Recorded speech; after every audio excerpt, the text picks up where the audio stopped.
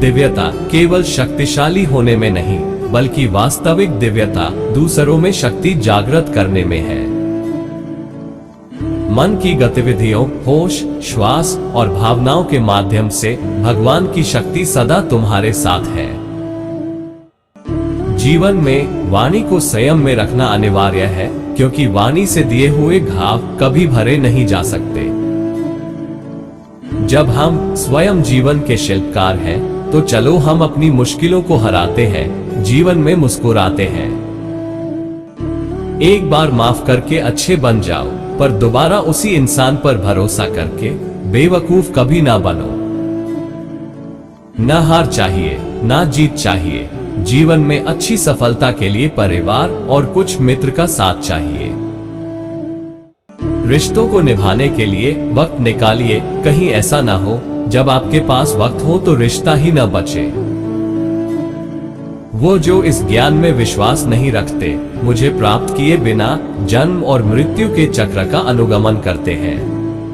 लोग आपके अपमान के बारे में हमेशा बात करेंगे। सम्मानित व्यक्ति के लिए अपमान मृत्यु से भी बदतर है।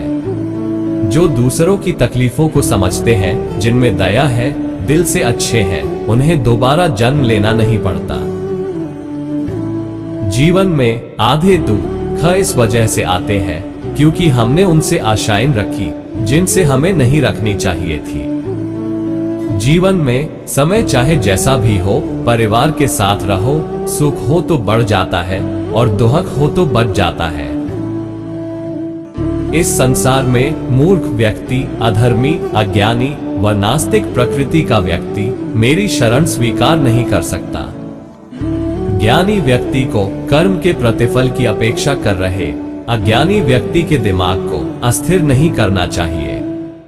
अपने जीवन में कभी भी ना किसी को आनंद में वचन दे, ना क्रोध में उत्तर दे और ना ही दुख में कभी निर्णय ले। किसी और का काम पूर्णता से करने से कहीं अच्छा है कि अपना काम करे, भले ही उसे अपूर्णता से करना पड़े।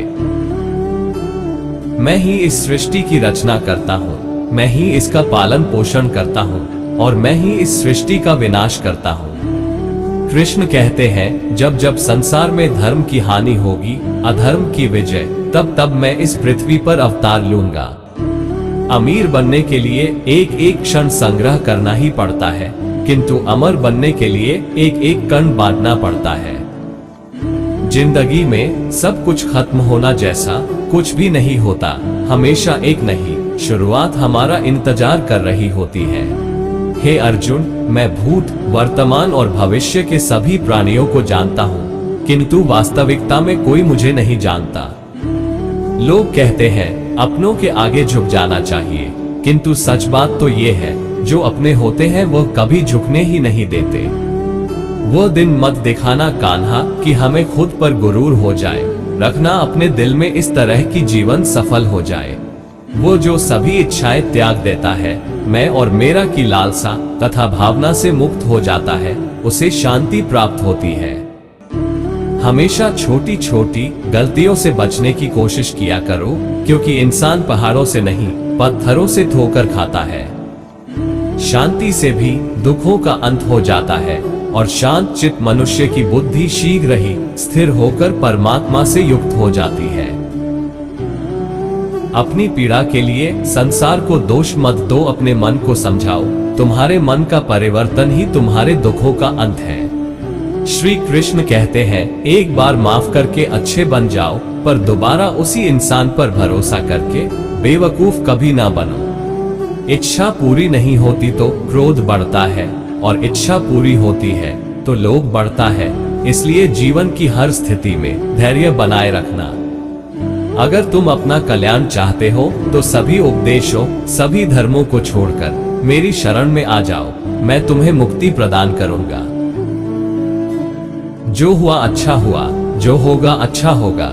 स्वयं को मुझ पर छोड़ दो, अपने कर्म पर ध्यान दो। कर्म ऐसा जो स्वार्थ रहित, पाप रहित हो।